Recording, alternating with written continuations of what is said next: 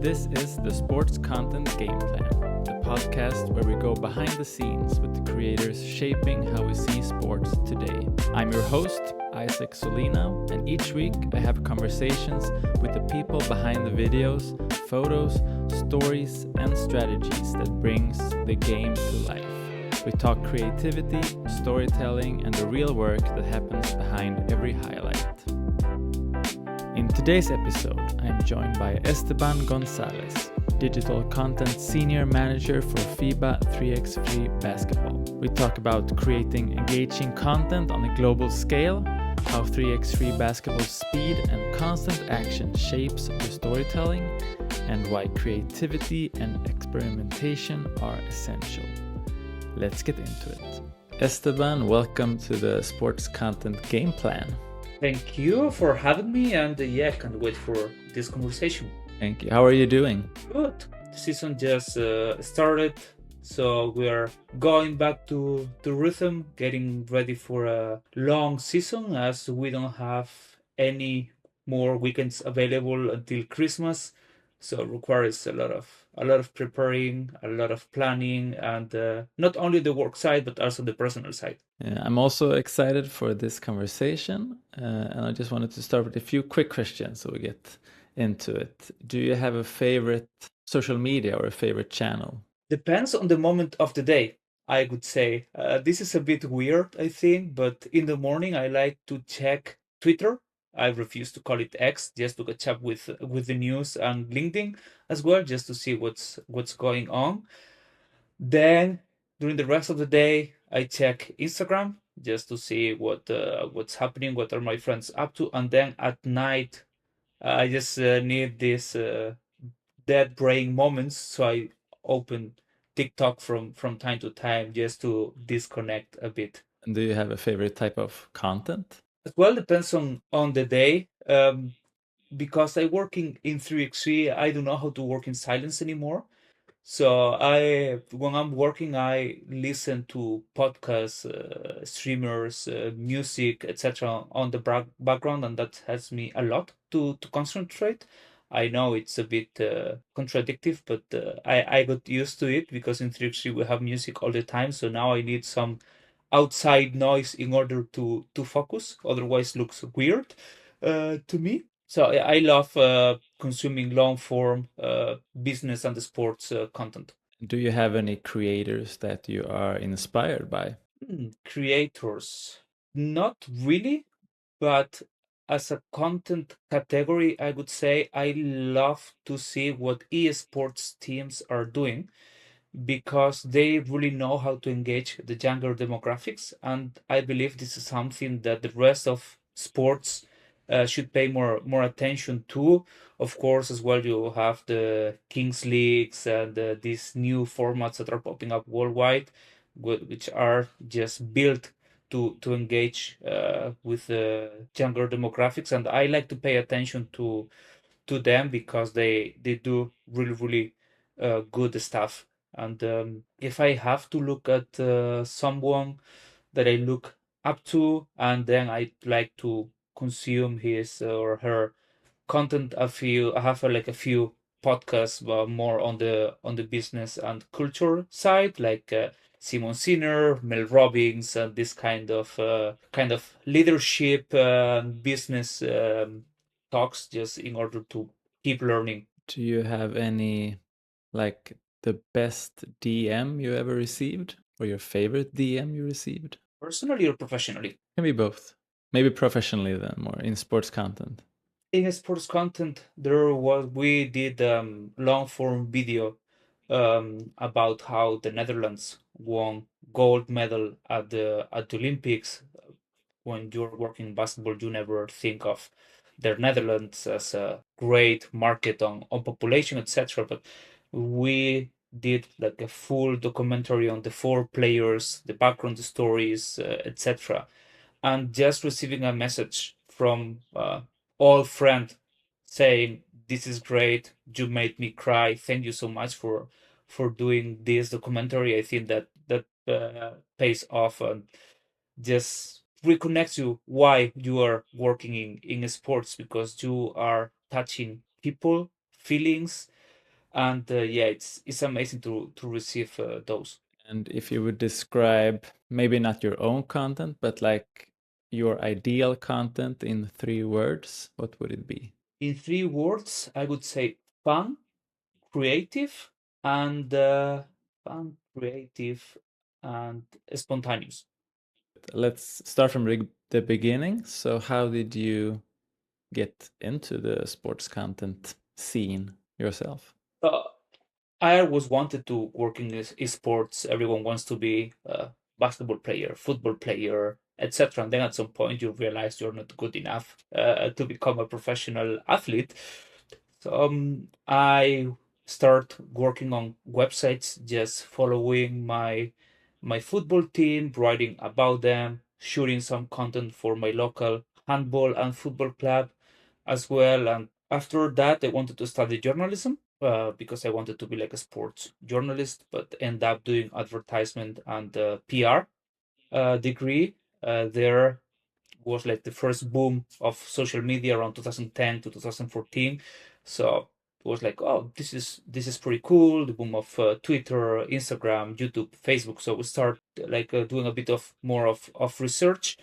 I said, okay, no, this is pretty cool. Instead of just being on the corporate side of a sports club, being creating content for the fans or managing the content for that the fans are gonna receive is pretty cool. So I just decided to specialize on sports marketing and communications. And after that, I did an internship in a newspaper in Spain. And then this was 2015. And then I had the opportunity to do a second internship, this time with FIBA for 3x3 basketball. And yeah, I stepped into the office in April. There was almost no social media created, just a YouTube and a Twitter account. So everything we start everything from scratch, all the strategy, all the content, everything. And yeah, now I'm here. Went literally started from the bottom, uh, and now we have over 10 million followers, and I'm overseeing a team that operates worldwide.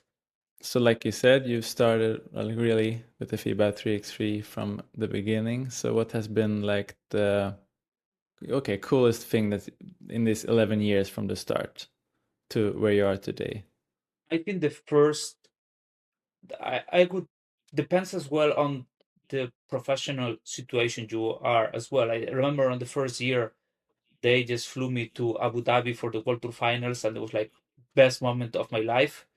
Then 2 years after, when we got added to the Olympic Games, it was like best moment of my career. Then you go to a World Cup in 2019 Amsterdam, which was great. And you as well repeat best moment of my career.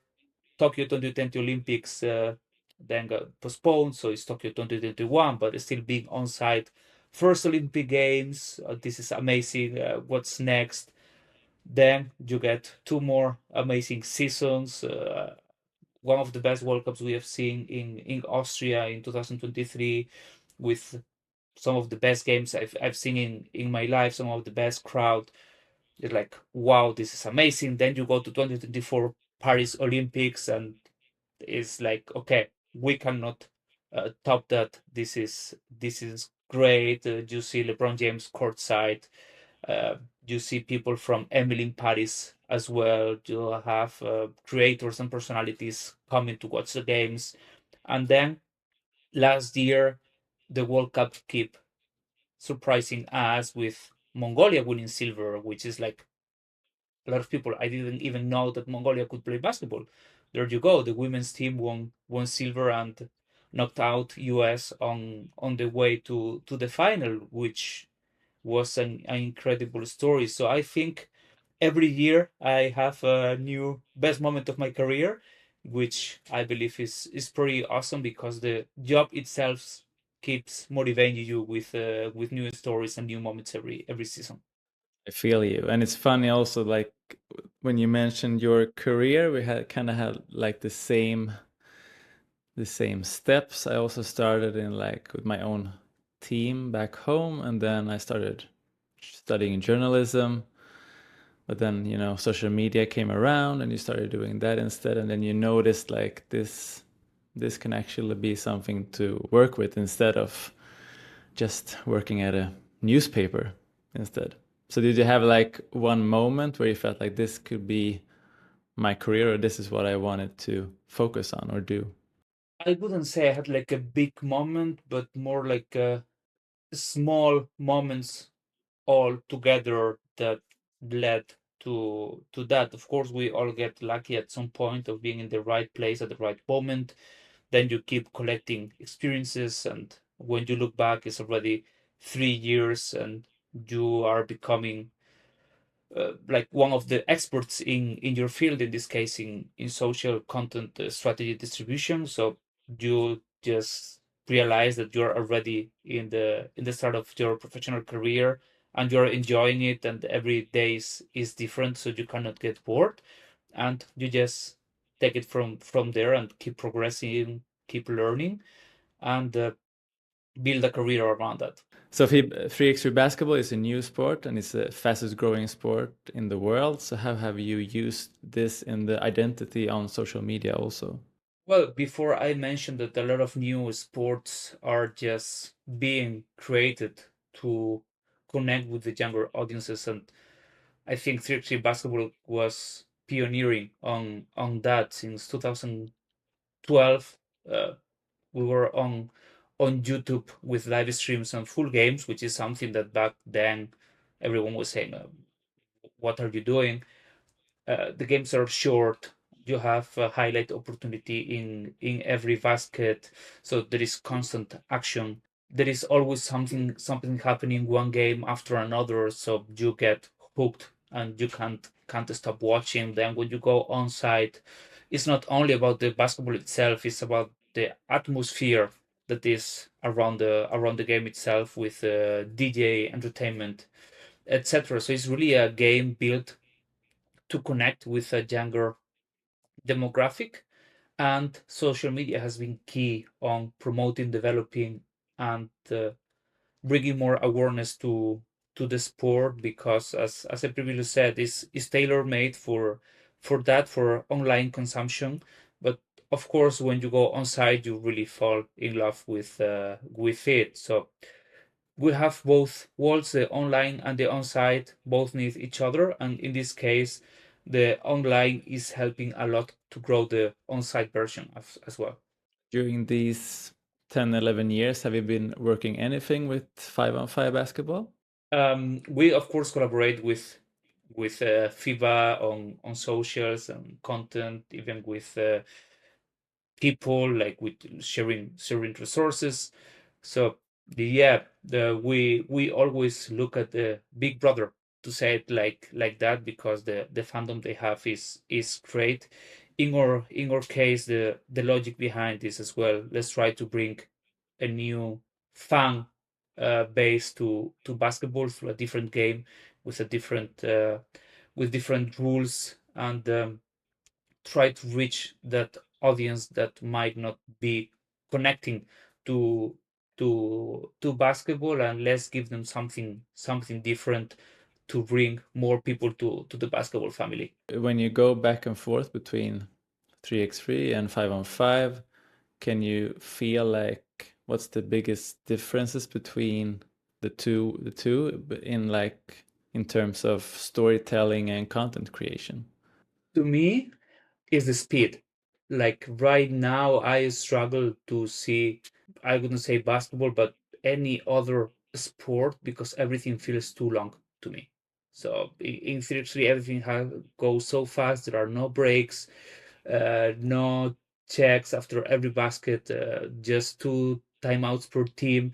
So really things are so fast that now when I try to see other sports, I'm like, this feels a bit slow. So yeah, I struggle to connect with other disciplines, but it's something I'm working on as well. And to me, that's the main difference. We need to be faster, because we have more things happening in a shorter period of time. So all the strategy has to be built for speed. All the team has to be built for speed, for precision, and without room for mistakes, because we go so fast. Like for example, when we have the World Cup is 10 hours almost, or 12 hours of non-stop games. So if one moment you fall behind, then you are behind for the rest of the day. So you really need to be prepared to scale things and to deliver as soon as possible, and to maximize the momentums that the game gives you, and the ones that also you can create. You also, like, during these 10 years, you went from more being a content creator yourself on the sidelines to more today you're more in a senior manager position. So what is your role today? Yeah, this is one of the toughest parts of this job, is like stop doing and start like outsourcing, and giving people the freedom to drive the car that you built throughout the years. So right now I'm overseeing, when you look at it, we have over 150 events a year. So that means overseeing that photographers in all events have what they need, videographers, social media freelancers, the core team with media operations as well, help with TV services, marketing execution, briefings, website. So yeah, it's overseeing a worldwide team with a sport that is played 24/7. This comes with a lot of challenges, like waking up early, going to bed late, the weekends as well. But at the end, that's the beauty of sports as well, that you work when the rest are enjoying what what you are putting together, just overseeing. And then of course when it's needed, jumping in when the team needs some support, when the team needs some help, just go and go back to this war mode and start helping them to publish, to create, to edit when needed. So this is as well some of the things that I keep enjoying. Sometimes going back to the war room myself, and do some of those things. But I'm trying to focus on delegating more, and just providing them the framework, the strategy, and the direction, so we all can excel at our jobs. I guess you've been building like a structure or a strategy for a few years. So how is the structure looking today? What's the most important things in the content creation for FIBA 3x3? Me, it's first one, creativity. We have to be creative with everything we do. Creativity at the core, because we are a smaller sport discipline than others. So we still need to gain our reputation. We still need to attract eyeballs. We still need to engage with people every single day for them to come and watch.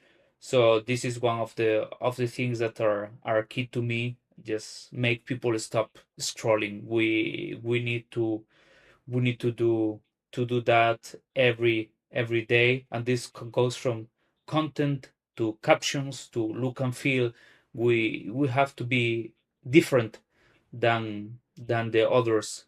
Not necessarily do better. When possible, we have to do better, but believe doing different is really really important, because then people will stop scrolling and really look at what you're doing and why you're doing it, because we are promoting, we are marketing a new sport. So we need to keep that in mind when communicating about it.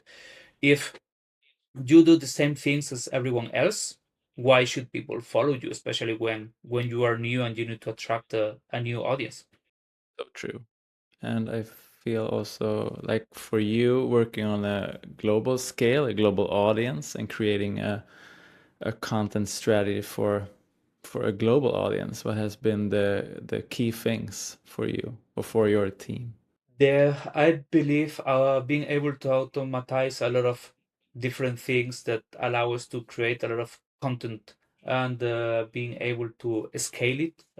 We work with WSC that allow us to clip almost everything on real time and then publish across our social media, send content to federations, players, and media, TV, etc. So I believe that's one of the key things that allow us to do this is we are able to create a lot of things really fast and distribute it even faster. And then I always like to keep the authenticity at the center, not being able to, okay, this feels 3x3, this feels like the brand. The brand is not only a logo, it's what comes behind the logo, is the music, the tone of voice, the transitions, the even the ball, everything together is one brand that we need to protect and that we need to keep pushing to develop it even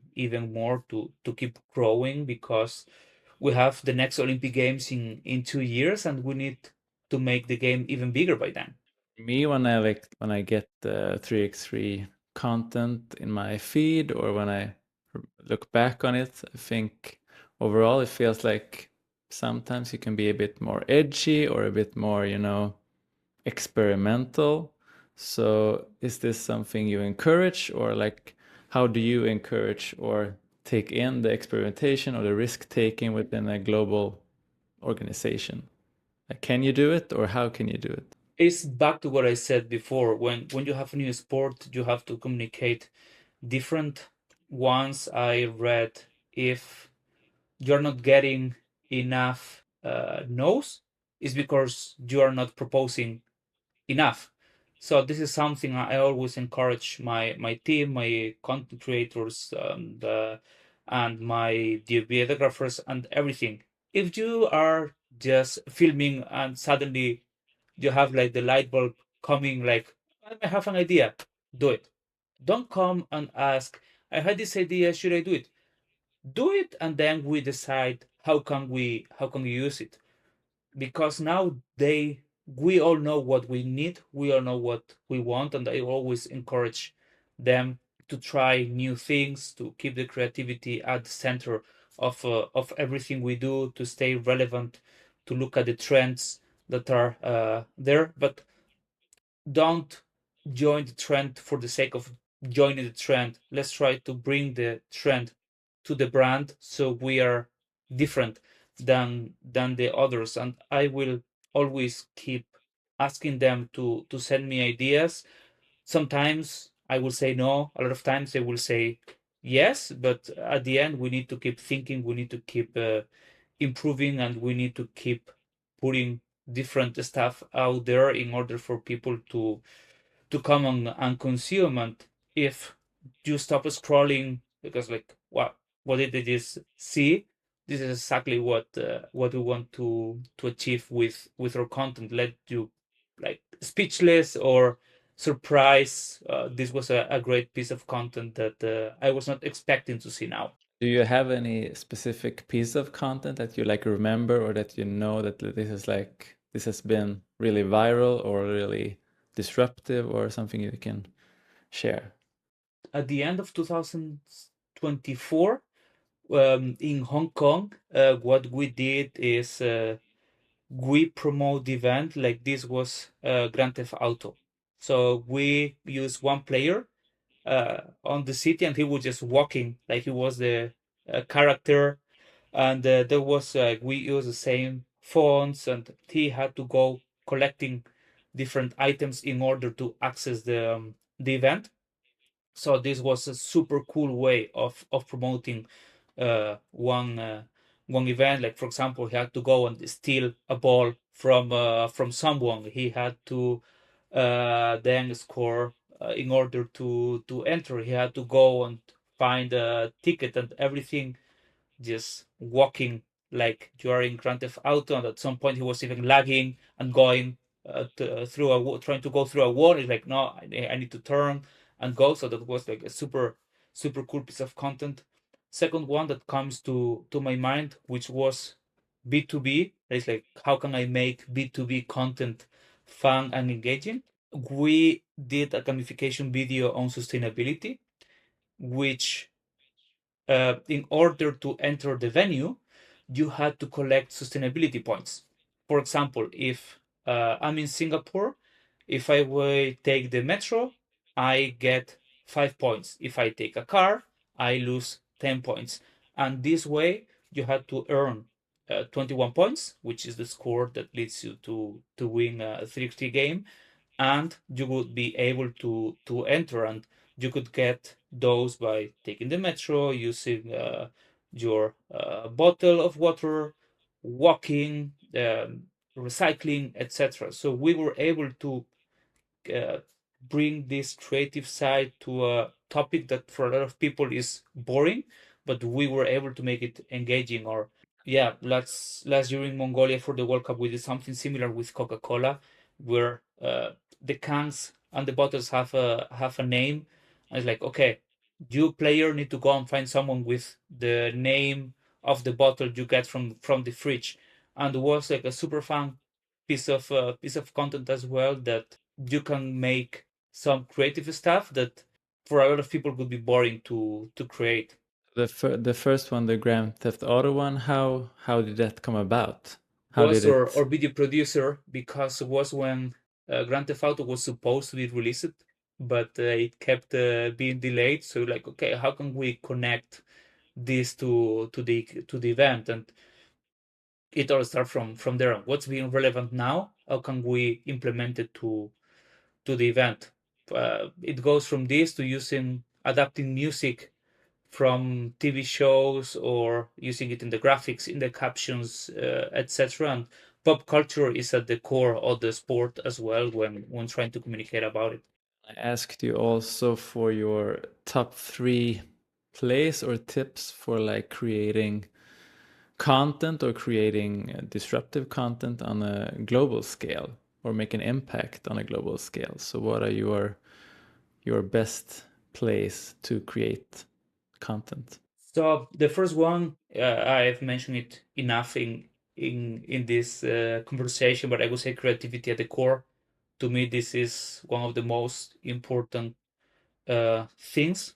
The second one is, I saw it once in an article, and since then has been on my head, is posted is better than perfect. Sometimes we lose a lot of time trying to find something perfect, or changing 1 second, that we only us care about that concrete second.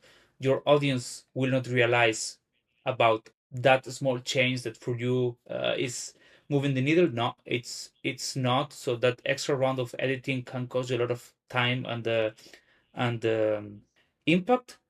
And then you have to stay native. People want to see authenticity. They want to see content that they can produce themselves, and this is something that a lot of times the best content is just filmed with the iPhone in the media day, just because people can relate to that. Watching 3x3 content also, it feels like you also get the athletes and the players to also participate in a special way that maybe I haven't really seen in 5-on-5 or in other sports also. So how have you built the relationship with the players to make them feel comfortable or make them feel like they can actually participate in their own unique way? Players and athletes are your number one influencers, so you have to treat them like that.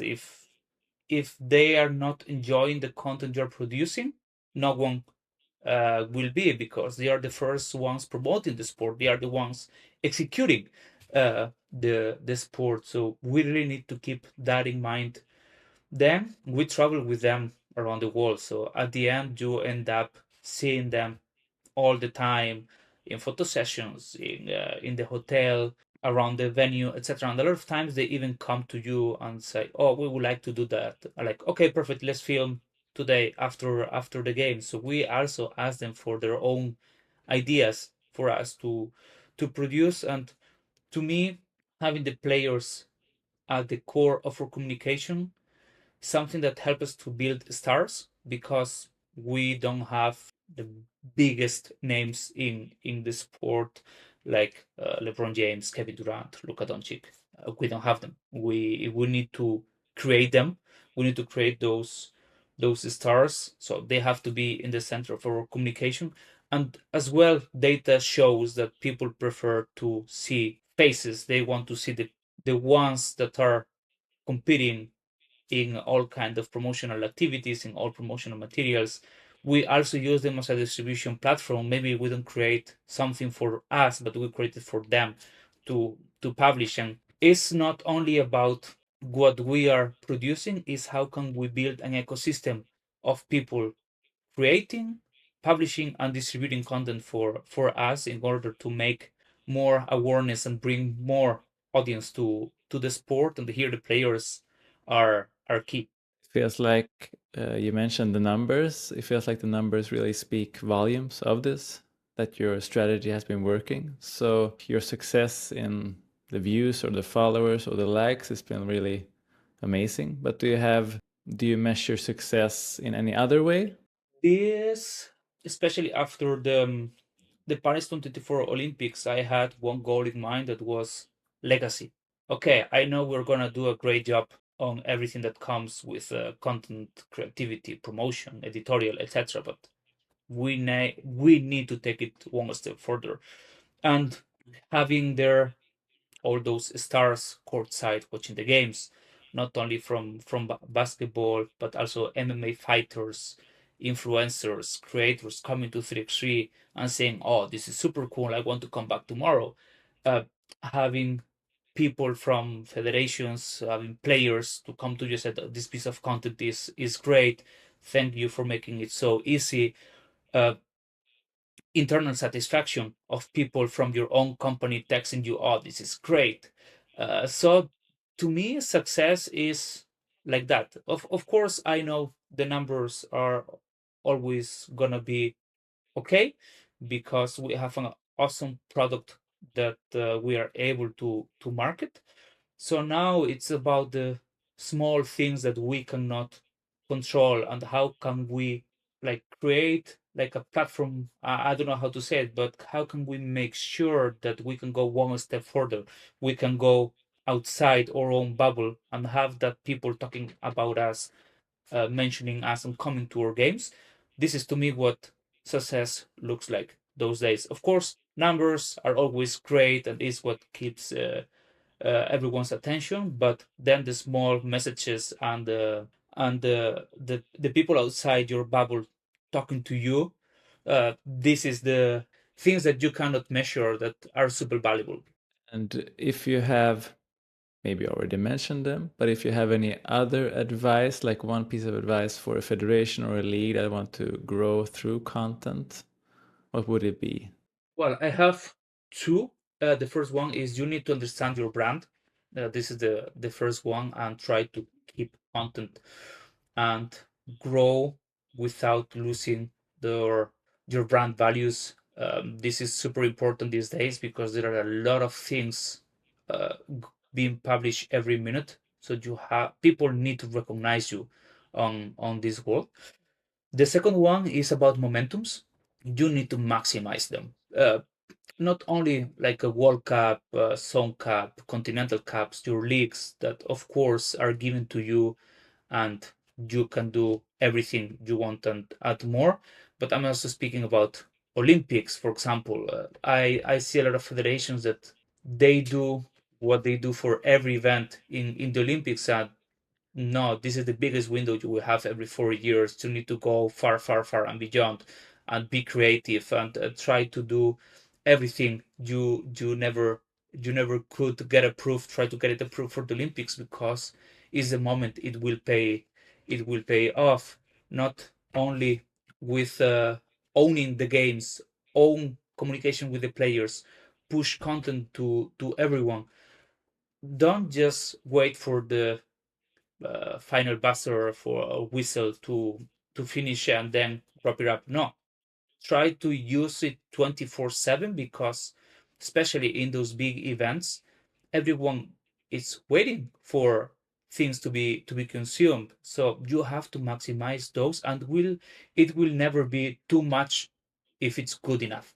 To me, are the key two things that federations, brands, properties should keep in mind. One, build a brand and stay true to your values. The second one is build, create, or maximize all the momentums that the sport will give you, or even jump on those that make sense to you, because this is how will you grow and you will build awareness. And talking about social media content, it's also always ever changing, it's ever evolving. So how do you do to like keep your finger on the pulse, and what is like the next thing, or how do you stay up to date? Things change, but the fundamentals are always the same.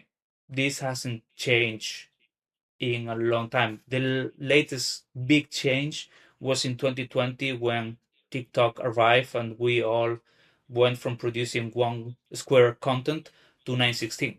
Then, of course, there are new things being added.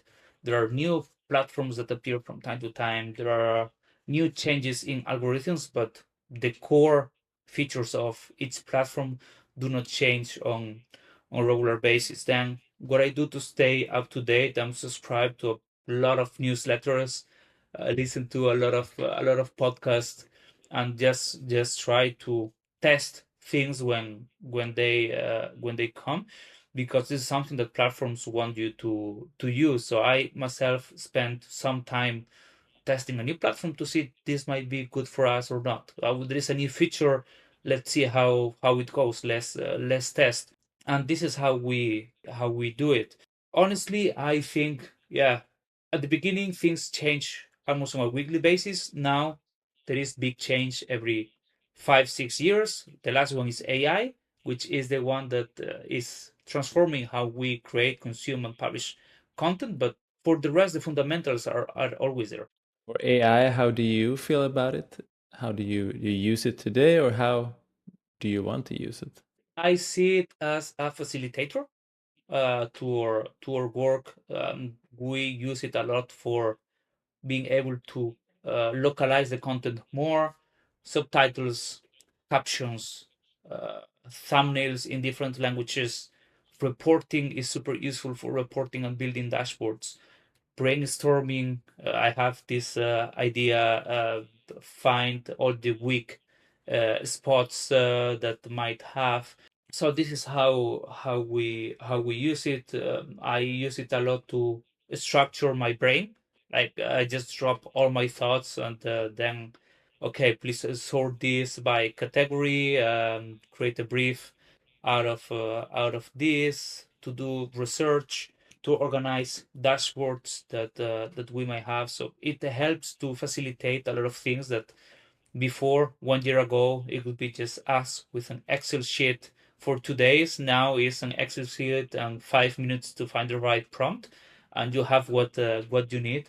And for this is super helpful. So on a day-to-day level, how do you or your team find inspiration for new content or new ideas for things you want to create?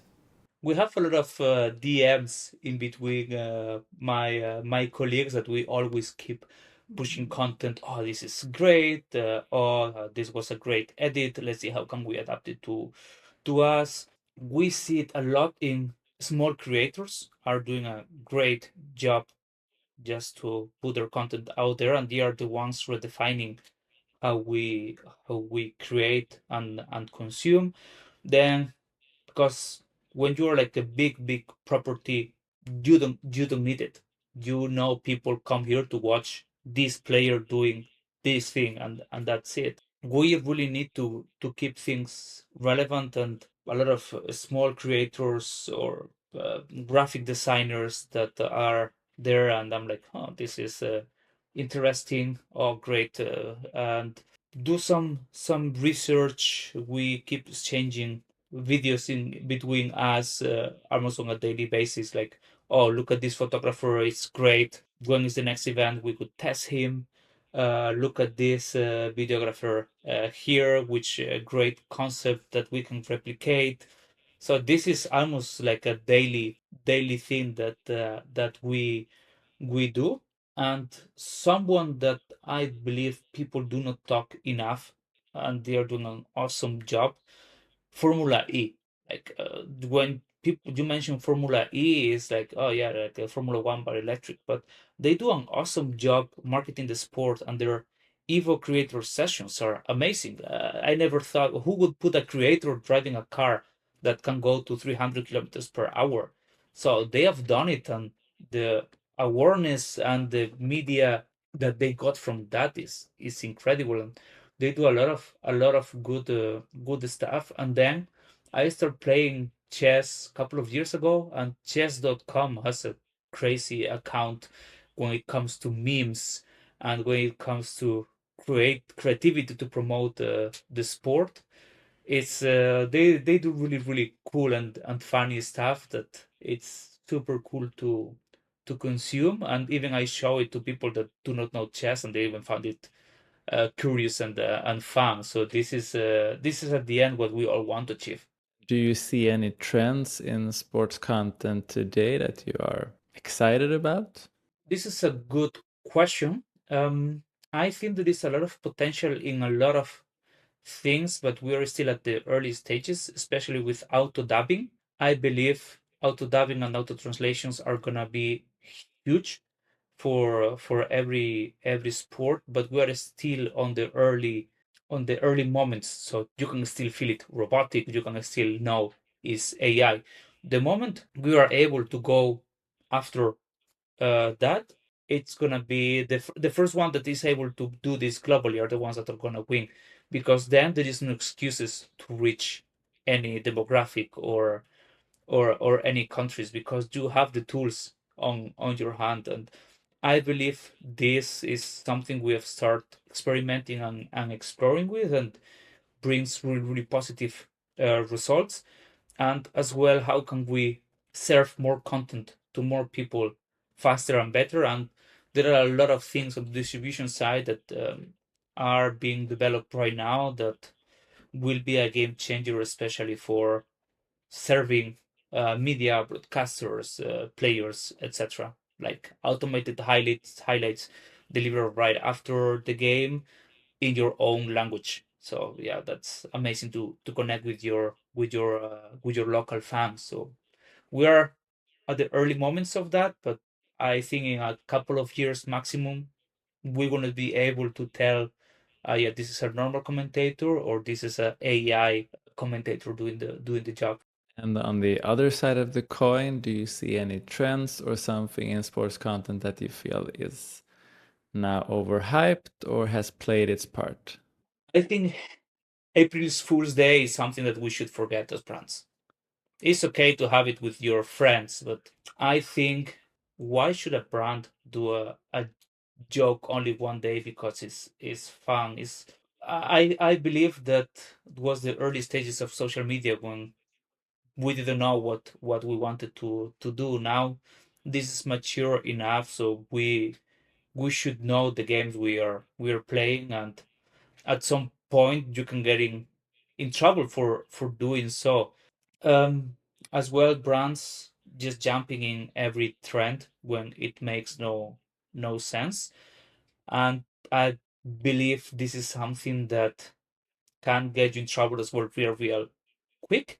And the last one is the AI slopes. Like, if you use AI nowadays, people will realize and they will judge you for it. So authenticity has become a key in how you promote the sport. But I also think that when you are too good, like I've seen some graphic designers that are really good, and the comments like, "This is AI." Like, no, let me post the process of how I built that. So I believe this is also dangerous right now, because people are judging really cool individuals thinking they are machines, when there's just talented humans that are doing incredible and awesome things, and we need to protect that.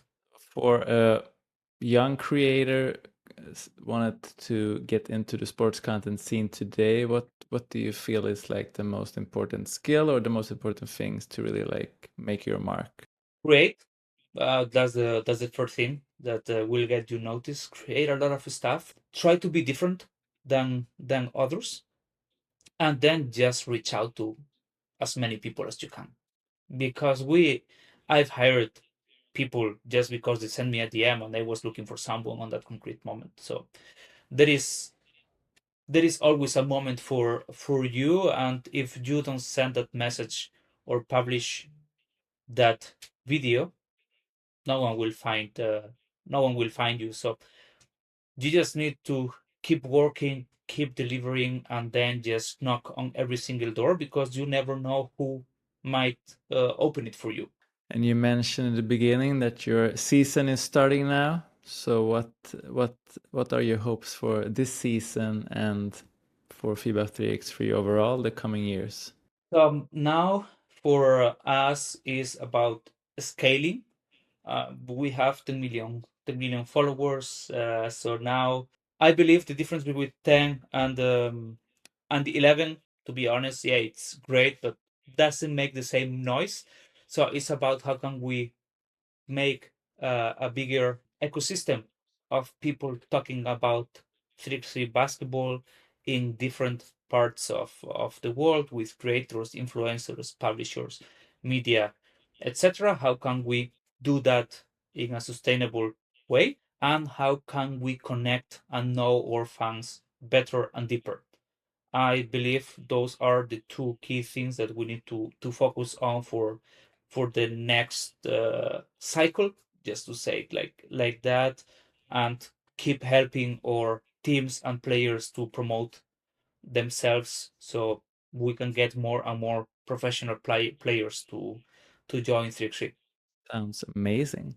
Thank you so much for this conversation. I also wanted to, the last thing I also ask before I end these episodes is, you mentioned you listening to a lot of podcasts, so maybe this is for you also. Do you have any creator or any content creator or anyone that you would like to hear in this podcast in the future? It's a good question. There is a guy I check every day on LinkedIn. His name is Neil Horowitz. He works for Greenfly, and he is my source to be up to date with a lot of studies, with a lot of research, with what's working for a lot of people, what others are doing. He is just doing an incredible job, and he has a podcast that is the Social Media Sports Podcast. So it's a perfect name for a CEO. And yeah, I just recommend everyone to listen to it, because he does an amazing job, and I always tell him, man, you should have your own newsletter. I could pay for what you're doing for free on your social media. So everyone should follow him and subscribe to his content, because he does a lot of good work for the rest of us. Thank you so much, Esteban, for today. It's been great talking to you and learning from you. Thanks for having me.